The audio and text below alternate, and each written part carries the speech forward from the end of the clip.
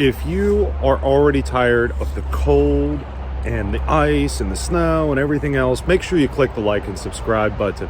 If you're watching this in the middle of July, why are you watching a winterizing video in July? That doesn't make sense. That's like paying a dealer freight and prep when you buy a camper. Doesn't make sense to me. All right, so we're going to be winterizing this Apex 194. The first thing we're going to do is start with the low point drains here. Underneath the belly. Now, this is on an Apex 194. If you have a different floor plan, these are going to be in a different location. There is going to be pressure on these, so it is going to squirt out a little bit. So, just be prepared for that. And then, drain that one. You've got two of them, one for hot, one for cold. We're going to let them both out. And then once we got these out, we're going to go to the opposite side.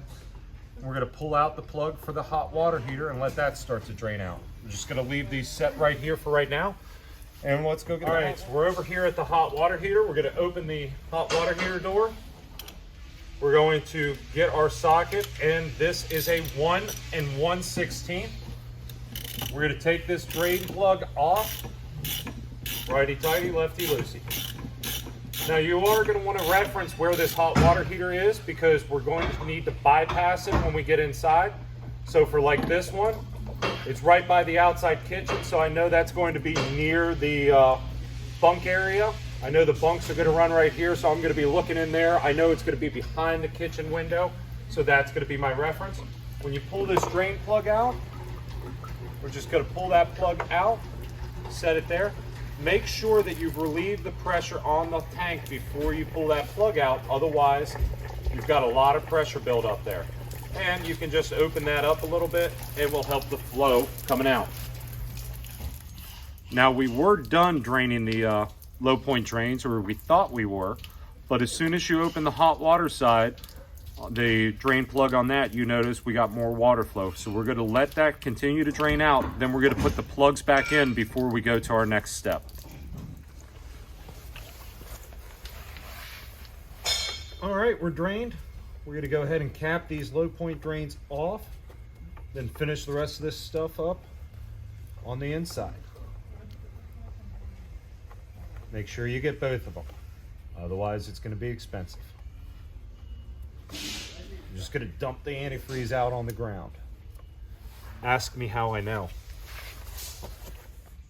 So if you remember, we were trying to make a reference. The hot water heater was behind the windows, below the bunks, we thought. And if we look, there's a panel there with a couple of screws on it.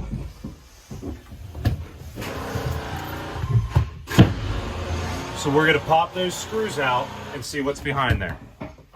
Now on this Apex, everything's right here. My water pump, my antifreeze hose, my valves for my fresh tank. Right now, we're going to be worried about the water heater. We're going to bypass that first. There's two valves on the back of the hot water heater on these Apex. So we're going to reverse both of them. Then we're going to reverse both of these valves. What we're doing is stopping the flow going from the water tank and opening it going to the antifreeze hose.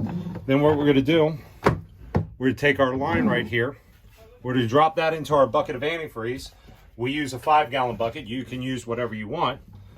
We're going to turn the water pump on and start opening up some faucets. I'm just going to drop that down into our big bucket of antifreeze. Let's turn the water pump on and see what happens. Once you turn it on, you should hear some water flowing through and the pump get to pressure and shut off. Let's go over here to the sink and we'll start the winterizing process. So with the valve one direction, don't care which way you start with, we're going to turn it on, let the water run out, let the antifreeze come up, and you'll see this switch colors. So now that we got pink flowing out of there, we're going to flip the valve, go to cold, we're going to run that, and you see it change colors, and now it's going back again. So we know that one's done. Burp through it again real quick. Okay? And if you want, you can do both sides of the sink. Once you got good antifreeze flowing out there, or you can dump a gallon of antifreeze about half a gallon down all the sink drains. But if you have good antifreeze flow, then you don't need to worry about that. The little bit of antifreeze that you're going to spend extra, I usually use about 3 gallons, will be enough to go down and fill those P traps up. That's what we're trying to accomplish. Let's go to the bathroom. We'll knock all that out. All right, so we're in the bathroom. Oh, well, you can't see the Batman logo. What's the point of watching the video? So we're in the bathroom now. Turn one side on.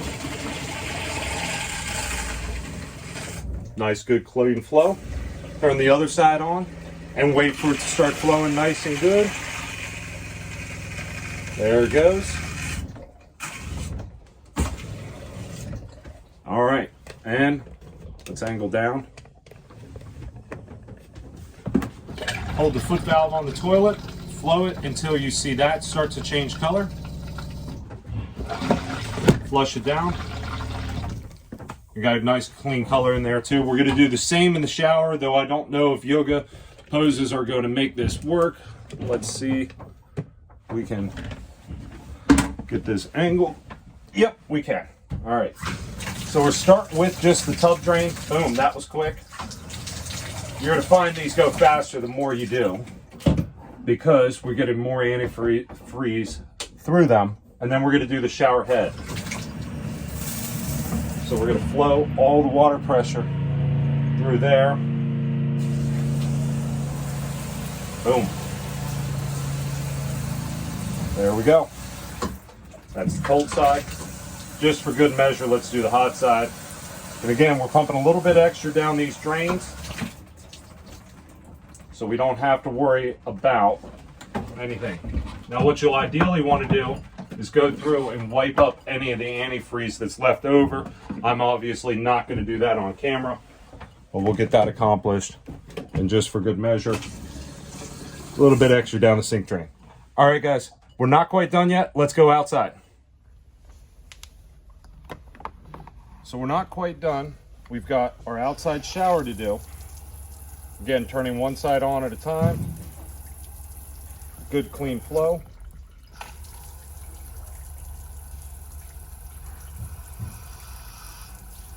Good clean flow. Then one of the things we got left to do, and I'm going to see if we can get this in here. We're not going to do it inside the shop because it is going to soak everything behind this. You're going to pop this little cover off here. Just push that off to the side. And there's actually a check valve. I'm going to see if I can zoom in. All right. See that little valve right in there? It's a little plastic piece. We're going to depress that. It's going to shoot out about 15 feet. So make sure that there's nothing beside it when you press that in. Otherwise, it's going to soak it.